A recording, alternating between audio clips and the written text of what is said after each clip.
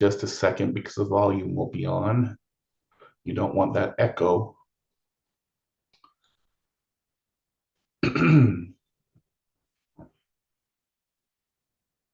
Just a second. All right, there we go. Where are you, Zoom? There you are.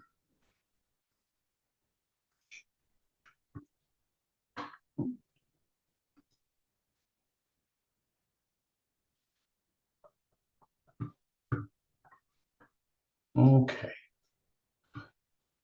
So first, I want to give some definition of what we mean by relapse prevention, and just to kind of point out some of the nuances as if we were to compare to other type of treatment modalities. Okay, relapse prevention is when a person is entering close to or within what's called the lapse stage. Okay, the lapse stage is when an individual is going through the ritualization of use. So they're going through the justification process. So, I had a hard day at work, or, it's my Friday. I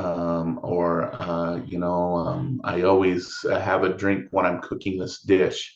Those kind of ritualized thoughts that go through the person's mind, and then the behaviors that move them. So commonly, I got to run to the grocery store to get something, and oh, while I'm there, I should uh, get a 6 pack or a fifth of something, since I'm here anyways. Kind of idea, this ritualized type of behavior. That's lapsing. Relapse is when we go through and actually get the substance and use the substance. Okay. And so you could probably guess the notion of prevention is we want to stop the lapse process. We want to stop the ritualized thinking, the ritualized behavior, the process when a person has entered into it. And it starts with understanding the trigger, what triggers those thoughts and those behaviors that lead to use. And then we use different strategies, behavioral strategies, cognitive strategies, and yes, even some biological strategies to stop the lapse or relapse behavior. Okay. Now, you have probably heard, if you've studied addiction for very long, that relapse is not something that might happen. Relapse is something that will happen. Okay. And the notion behind that is that in the early stages of treatment, when you're developing these skills, when you're developing the power of the use, the power that that substance has had on the brain system, can override well-developed skills. Okay. And so, another aspect of relapse is understanding that it's going to happen, and that it shouldn't be a shamed thing, that it should be a lesson learned. And that's something that you'll take up in the group process. Um, a well facilitated group, and I'll just say this at this point, is one where a person comes in and they do their check in and said, I had a relapse on Saturday, da da da da. And the groups go, oh, we're sorry to hear that. Oh, that's unfortunate. Let's talk about it. Let's not laugh about it, ignore it. Let's talk about it and kind of see where we went. And that's kind of the giving that more supportive environment, rather than that, oh, well, you failed again. Okay, kind of idea. So that's relapse prevention. And there's other treatments that were mentioned in that video that should be in combination with relapse prevention treatment. Relapse prevention treatment should not be the standalone treatment for substance use disorder. Okay. It should be in combination with, for example, an intensive inpatient, a therapeutic community, an outpatient individual or other group treatment type of therapy. Okay. Um, some, oh, excuse me, some different models as these probably look familiar to my addiction students is the 12 steps fellowship program, where what its purpose is to give a purpose beyond drug use, to exist and to live for, and to give community to the individual and communal support. There's inpatient and outpatients. Inpatients usually deal with detox, and they use a disease model about how to treat it. They treat it much like if you went to the hospital for some other type of physical injury. Intensive outpatient. This is where someone needs medical supervision because they're at the point that their body is starting to shut down on them because of their use, and they're unable to function, okay, both cognitively, emotionally, socially, and biologically, okay. Therapeutic communities. When I was contracting with a women's prison system, I actually worked a little bit with a therapeutic community. This is where basically it's 24-hour residential settings where the days are highly structured. And part of the treatment process is that you hold each other responsible for the rules and the way the community is supposed to be run. Okay.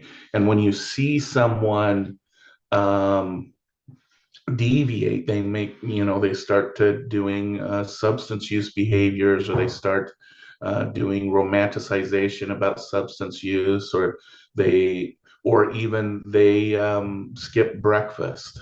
Okay. You do what are called encounters, where that person directly encounters that individual and says, I witnessed this in you, da da da. The community then talks about it and then gives a responsibility to the individual to make up for that um, uh, uh, that mistake. The idea, the theory behind it is that, especially for individuals who are in the criminal justice system, one thing that drives a lot of substance use within those substance use cultures is you don't snitch, you don't tell, you keep everything a secret, and that drives the substance use even that much further. Okay. And so now bringing things into a responsible community where everyone holds each other responsible tries to break that substance use culture that was built for that individual. Okay. The video mentioned of pharmaceutical therapies, and again, there's more and more being developed. I'm not going to spend time on that. I would encourage you, if you want to take the intro to substance use or the treatment of substance use class for that. Psychological therapies, like I said, these should be in combination with relapse prevention, either on a group, couple, or individual level.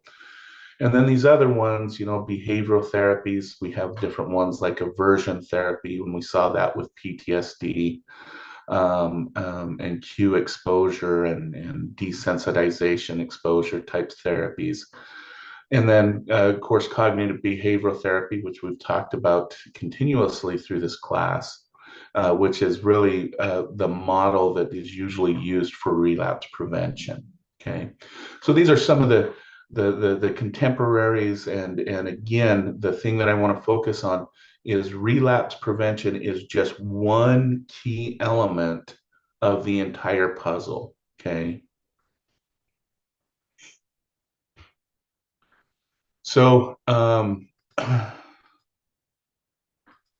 not going to spend too much time on this because, again, it just kind of goes into the different ways people see uh, uh, addictive behaviors. You have on this level, you have is the person responsible for the development of an addictive behavior. On this one, is the person responsible for changing the addicted behavior?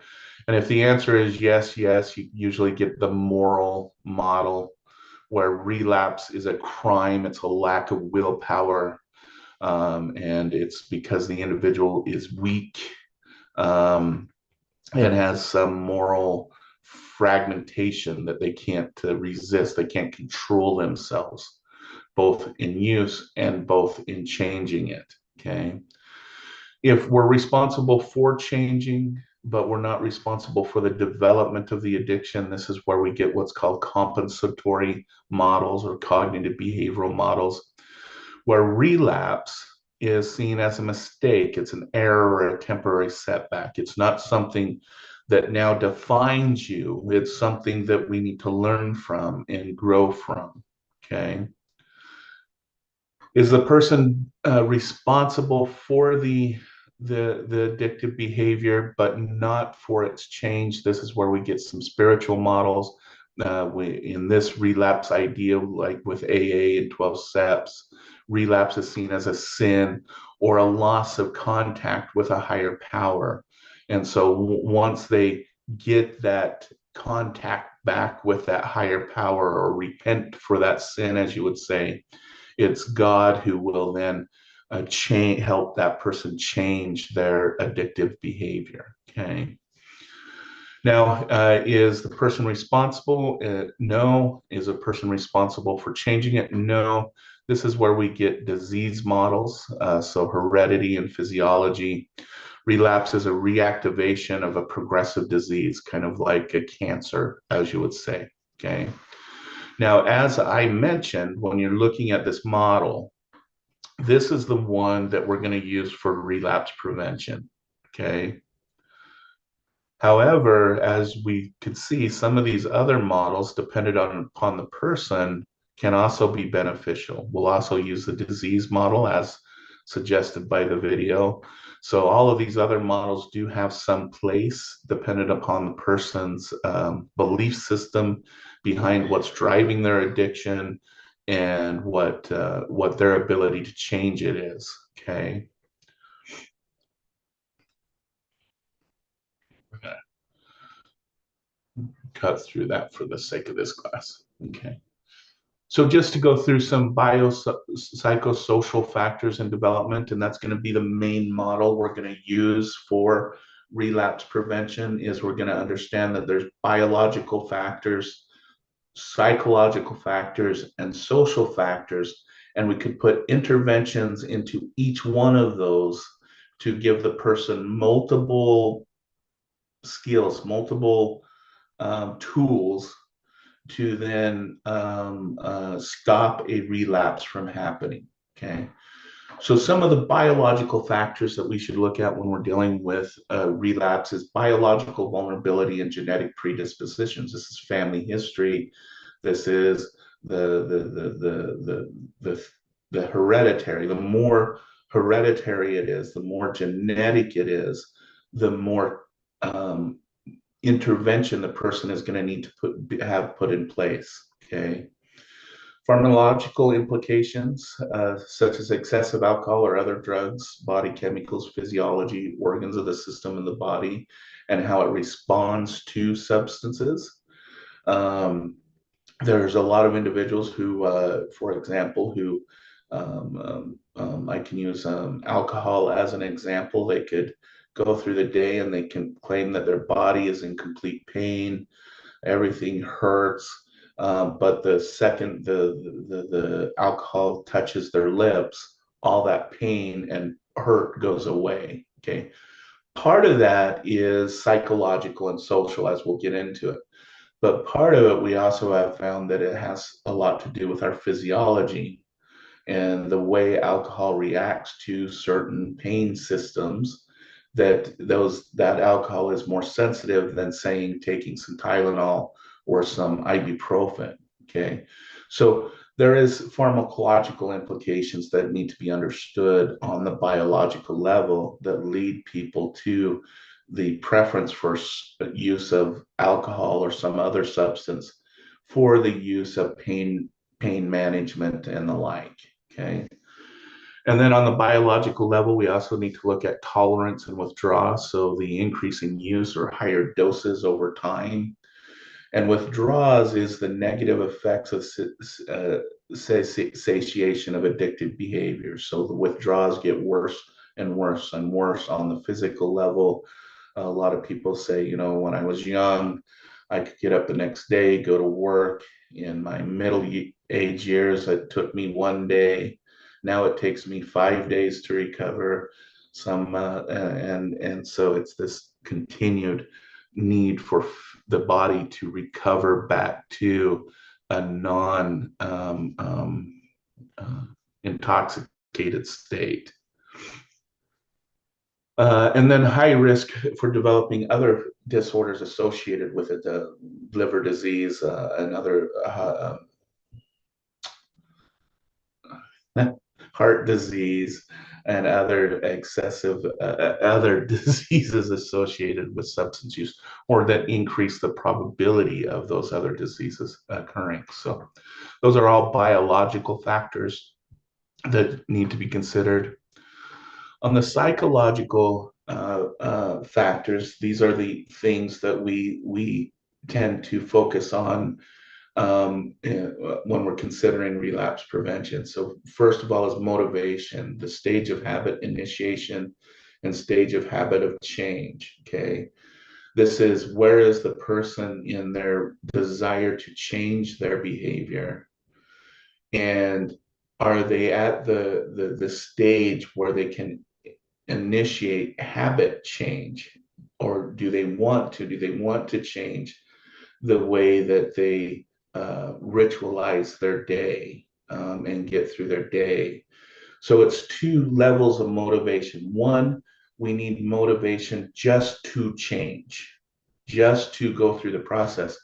But then we have to have a motivation to actually change our day to day living and the way we react into the world.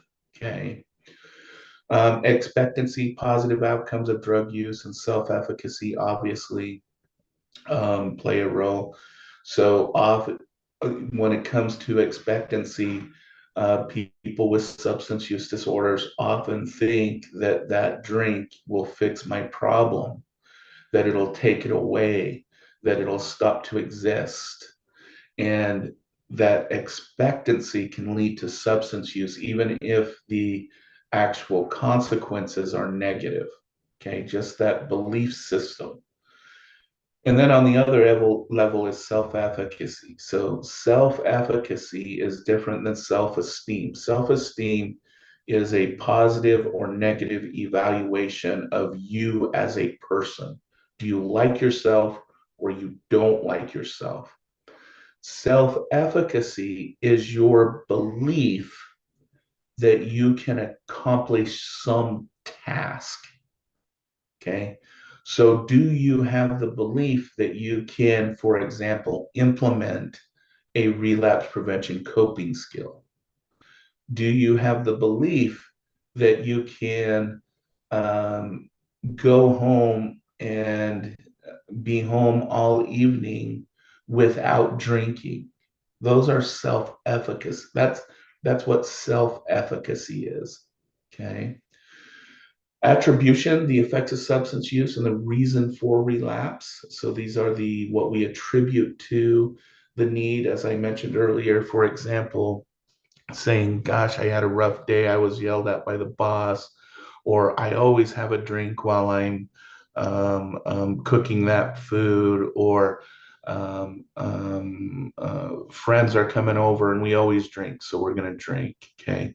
The things that we attribute to use are important. And you notice in the examples, there's psychological examples. I had a bad day. I feel bad. Social examples. Friends are coming over.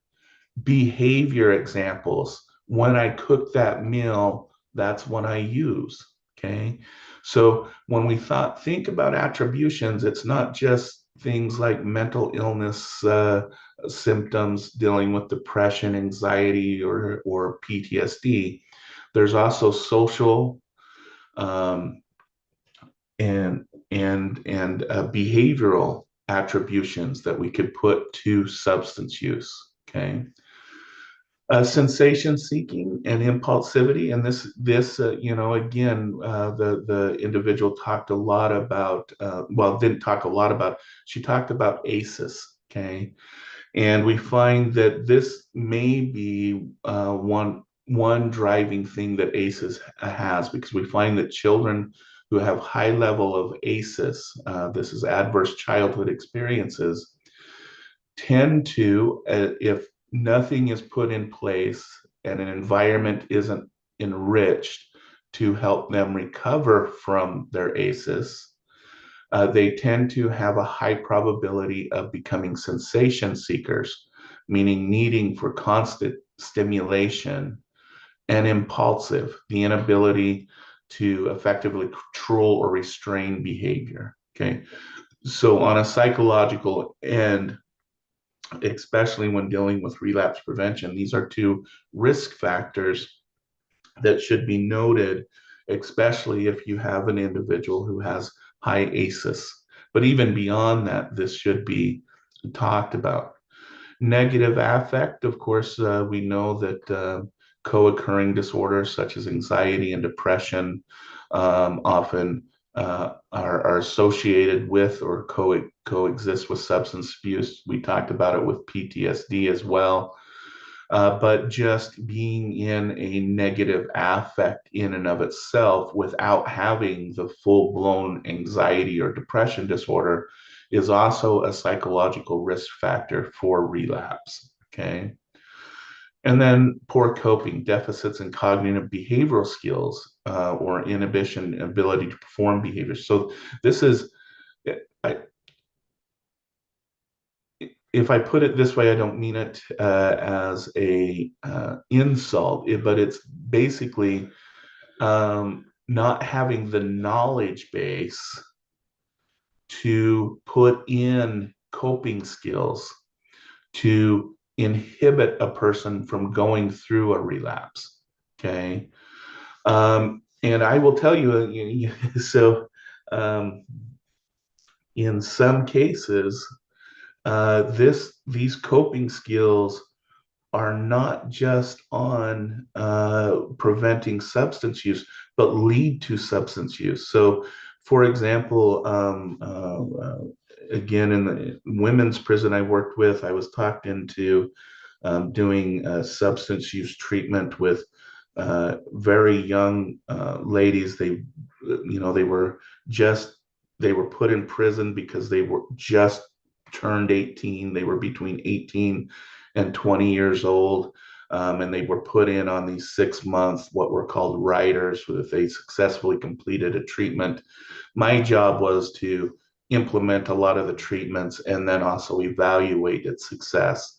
But it was interesting on the poor coping skill level is that we couldn't even start a lot of the treatment because the young girls didn't have, young women, I should say, they weren't girls, they were young women, didn't have daily habit coping skills just to get through the day. Okay.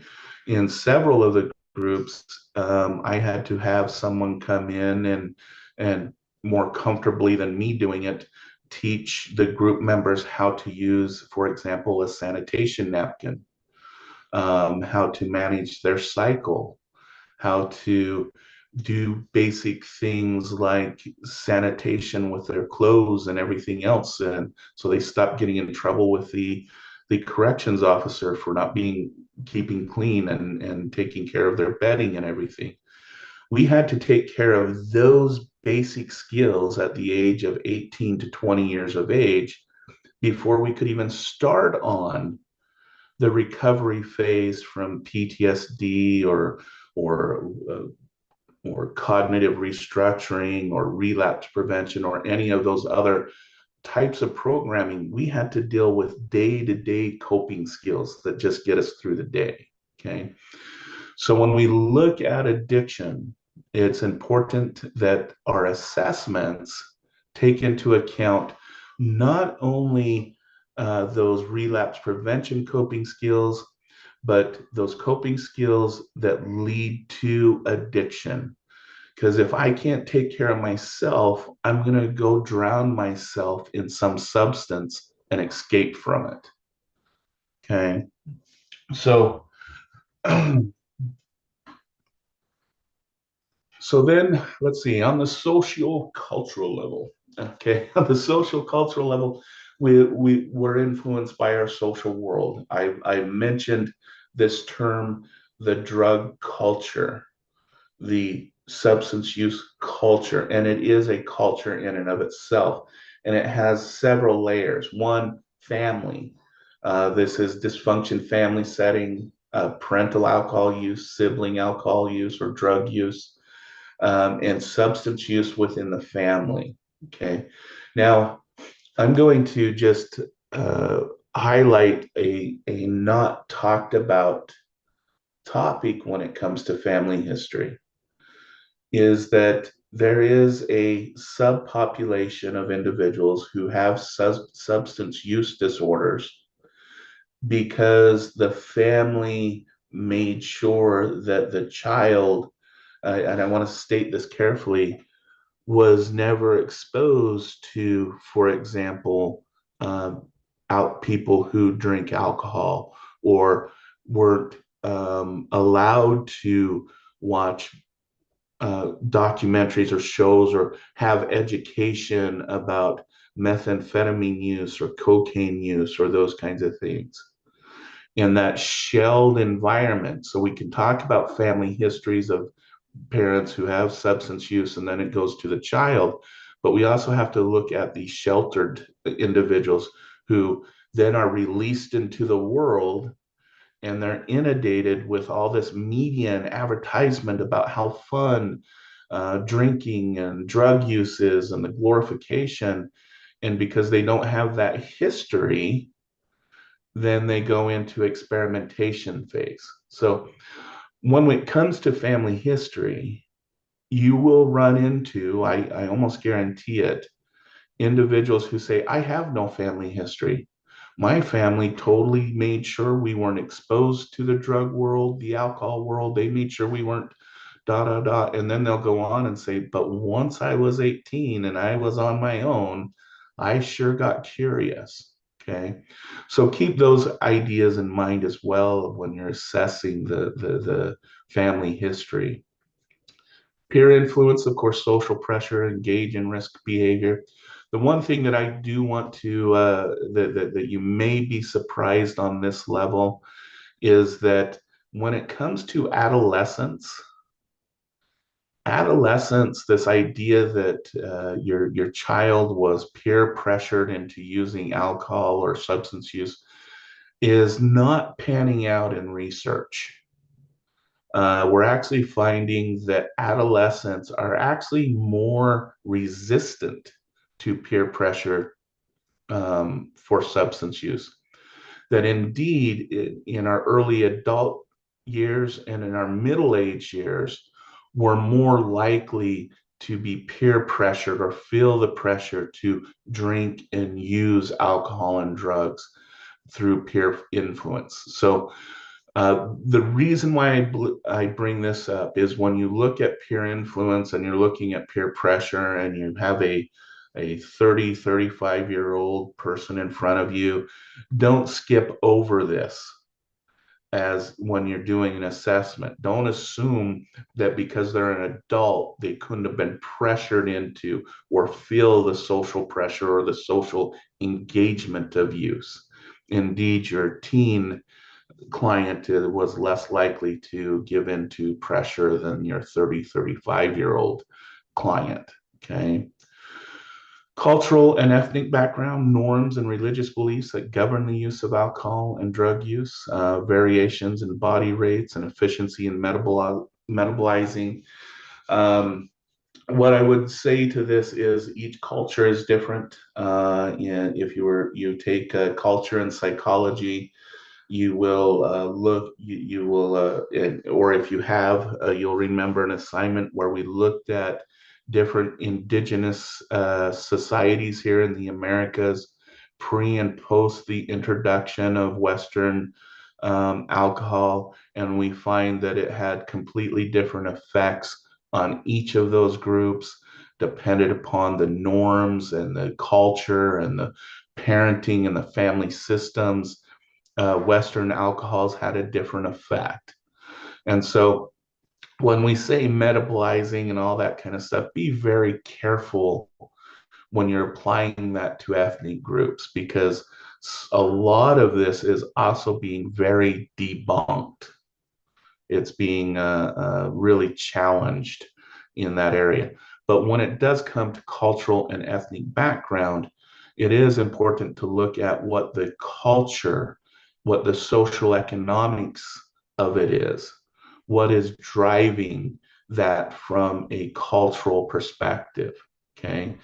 And what you will find more likely is not these debunked theories about metabolizing and all this kind of stuff, but stereotyping and following stereotypical behaviors and expectations. Okay. Media and advertising, of course, that's always a issue within in any group. I think that one's self-explanatory. Um, and it's interesting that you never see a person in a commercial who is actually high or intoxicated. They're all very happy, functional individuals. So be interesting to see truth in advertising as far as that's concerned. Okay. Now, we do want to talk about when people do when we do look at when people stop. Okay, do are people able to maintain a level of abstinence? Okay, and this without treatment. This what this graph represents is, let's say a person decides, hey, I'm going to quit. I'm done. I'm going to stop my use. That what this graph represents is relapse without intervention. Okay, so we have our abstainers. So this we start with I'm quit. I'm done. It's over 100% of the time.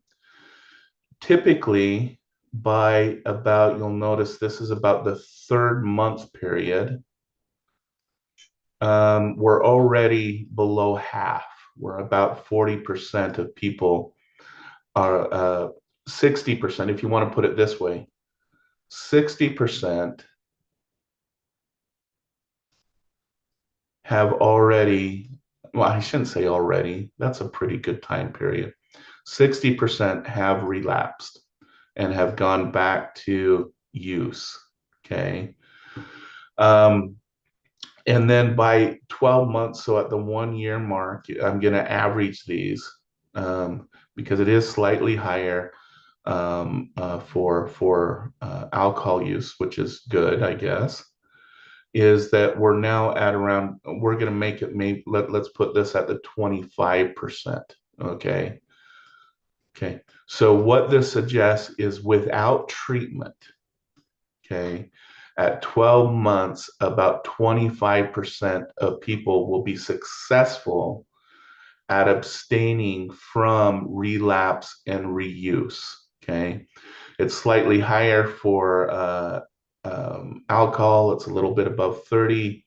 And then when we get to heroin and cigarette smoking, we're about down to almost 20. So about 25 for all three of these drugs, which then means that without treatment or any intervention, 75% will have gone back to use and relapse.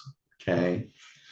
So what does this suggest? Well, one, yes, it is possible to stop without treatment. And there are people who are successful at that. Okay. But what the goal is we want to flip this chart, right? We want the majority of individuals to be successful, not just this bot the 25% who did it. Okay.